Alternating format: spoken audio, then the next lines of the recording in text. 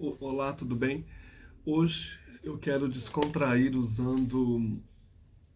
respondendo a uma tag, by the book. Antes de começar o vídeo, compartilhem, deem like, se inscrevam no canal, agradeço muito, agradeço imensamente. São 10 perguntas para nossa avaliação e também para distração nossa como leitores. Qual livro está na sua cabeceira? Dentre outros livros, eu estou devorando esse aqui, O Tambor, de Günter Grass, Prêmio Nobel de Literatura de 1999. Esse livro ele faz parte de uma trilogia chamada Trilogia de Danzig. Essas obras são compostas por O Tambor, Gato e Rato e Anos de Cão. Eu estava procurando os outros na internet. Tem só em edições estrangeiras, muito cara a edição portuguesa. Nem sei se tem traduções recentes, infelizmente. Que livro impressionante! É a história de um rapaz que decidiu, aos 3 anos, não crescer mais. E onde ele vai, ele leva um tambor. Ele é como um anão, né? Mas todo mundo pensa que ele é retardado mental, mas o que ele escreve depois, o livro se passa, escrito anos depois, ele está num hospício, ele é mega inteligente, super lúcido, observa tudo ao seu redor e vai descrevendo também a história da Alemanha invadindo a Polônia, né? Os sofrimentos dos judeus. Se passa no período entre guerras, já se aproximando aí da Segunda Guerra Mundial. Ele contando os desdobramentos de tudo isso. Livraço! É um dos primeiros livros assim impressionantes desse ano. É o primeiro da minha lista de 12 livros para ler em 2023. Qual foi o último livro realmente bom que você leu? Ah, gente, não tem como. Esse aqui, de Lucrécio, Sobre a Natureza das Coisas, poeta romano, que através deste livro fascinante vai nos levar a grandes questionamentos. Aqui no século I a.C. já. Qual é a natureza das coisas e a origem da história?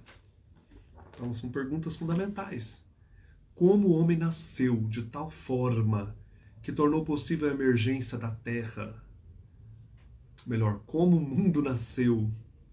Como o mundo, né, surgiu de tal forma, esse universo que tornou possível a emergência da Terra, do céu, do mar, das estrelas, do Sol e da Lua que conhecemos hoje. Como tudo isso se tornou realidade? Quais são as origens da vida? Pergunta fundamental. Dos seres humanos, da consciência, da linguagem. Em resumo, como chegamos aqui e qual é o significado de tudo isso? Eu amei esta obra. É verdade que, em certo sentido, sabemos muito mais hoje, séculos depois, do que Lucrécio, sobre a história material do universo. Entretanto, é crucial lembrar que tudo o que sabemos hoje devemos a Lucrécio. Devemos muito a Lucrécio. A sua pesquisa, a sua ousadia de se debruçar sobre tema tão polêmico e importante. Muito da estrutura básica da cosmologia contemporânea, da física, da história, quer os cientistas o conheçam ou não, foi apresentado por Lucrécio. Lucrécio apresenta temas que são resgatados hoje mais aprofundadamente, mas tudo começou ali. Os cientistas, eles têm preenchido as notas de rodapé até então. Quero fazer um vídeo detalhando esse livro em vários aspectos. Foi um livro assim que me marcou profundamente ano passado e foi um dos melhores que eu li na vida. Se você pudesse encontrar qual escritor ou escritora, vivo ou morto, quem seria Guimarães Rosa? João Guimarães Rosa, com certeza. Embora eu ame Virginia Woolf, Cervantes, tá ali Cervantes para falar, Shakespeare, mas é o Guimarães Rosa. Primeiro na língua original. Se ele fosse falar o Shakespeare na língua do inglês, eu não entenderia nada, né? E eu sou muito deficiente na língua do Shakespeare. Eu consigo ler algumas coisas, mas então vai o Guimarães Rosa, que é mineiro como eu, a gente leria, a gente falaria bastante, né? E o que gostaria de perguntar a ele ou a ela? O que eu gostaria de perguntar ao Guimarães Rosa? Nossa. Ai, gente, que eu não tinha pensado nessa resposta. Por que que... Ah, não sei se eu posso falar isso, porque eu vou contar um spoiler do Grande Sertão Veredas. Então vai, eu vou falar. Por que que o Riobaldo, no personagem Riobaldo, por que que o Diadorim, amante de Riobaldo, amor de Riobaldo, não continuou homem até o final, no livro? Por que que o Riobaldo, por que que o Diadorim teve que se revelar outra pessoa no final e não continuar de um jagunço? Por que que ele resolveu fazer essa mudança de gênero aí no Diadorim? Isso falando de livros, mas eu perguntaria sobre a vida, a questão da morte, né, que era tão essencial aí na obra de Guimarães Rosa. Esse medo de morrer, né? Por que tem medo? Por que você tem medo de morrer, João Guimarães Rosa? Qual livro ficaríamos surpresos por encontrar na sua estante? Esse aqui, que eu vou ler esse ano, foi um presente. Paulo Coelho. Manuscrito encontrado em Acre. Não sei, porque eu li um livro só do Paulo Coelho, não gostei. E eu falo, eu detesto Paulo Coelho. Meus amigos falam, Jesus, vou te dar um Paulo Coelho de presente, só para me implicar. Mas Paulo Coelho, vocês vão ficar surpresos, tão surpresos, né? Nossa, o Joaquim tá lendo Paulo Coelho. Como você organiza a sua biblioteca pessoal? Ela é imensa, são 5 estantes e organizo por cores. Tem a estante amarela, a vermelha, a azul, a rosa e a verde. Gente, eu já doei muitos livros, eu sou um ficcionado por livros. Na biblioteca nossa lá do convento de Franca, tem várias estantes que eu doei, coleções que eu já li, outras eu não tinha lido, que fica pesado para carregar para cima e para baixo, né? A gente muda muito. Essa aqui então é bem complexa para levar. Mas eu divido assim, olha, na amarela, não vou falar tudo não, assim, rapidamente. Na estante amarela eu tenho obras dos anos 20 que eu amo, falando dos anos 20, desse período aí da era do jazz, né, que o povo achava na Europa, também na América, né, Estados Unidos, que aconteceu a Primeira Guerra, vamos aproveitar a vida porque pode vir uma outra e destruir tudo, como veio mesmo, né, e foi uma catástrofe. Então esses anos 20, e aí tem autores que eu amo desse período, Hemingway, Gertrude Stein, que falam desse período, né, George Orwell, sobre a Paris dos anos... Scott Fitzgerald dos anos 20. Depois, nessa amarela ainda tem grandes obras do passado, tem a obra da Virginia Woolf, tem obras de teologia, de espiritualidade, que é incrível, tem pouca coisa mais dos carmelitas que eu gosto e franciscanos. Embaixo são livros diversos. Aqui na vermelha, os russos, Tolstói, obras do século XVIII, século XIX, Shakespeare, obras sobre literatura, tem bastante coisas, contos. Na estante azul, obras sobre história, tem muita coisa de história que eu amo também. Se eu não tivesse feito literatura, eu teria feito história. Tem Simone de Beauvoir, tem uma seção de quadrinhos, uma seção sobre pintura e Van Gogh, que é a minha paixão, e outros diversos. Na estante rosa, obras antigas, como Bíblia, obras da Mesopotâmia, biografias, inclusive sobre Dostoiévski, obras italianas, Balzac completo, que é meu sonho, meu deleite, a comédia humana de Balzac, consegui fazer. Ainda obras sobre pinturas, biografias de escritores e cantores que eu gosto, no caso a Janis Joplin, Renato Russo, Freddie Mercury, e outros. Tim Maia. Na estante verde, a seção de romances e biografias do século XIX, também da Renascença. Tem a parte brasileira, Guimarães Rosa, completa também.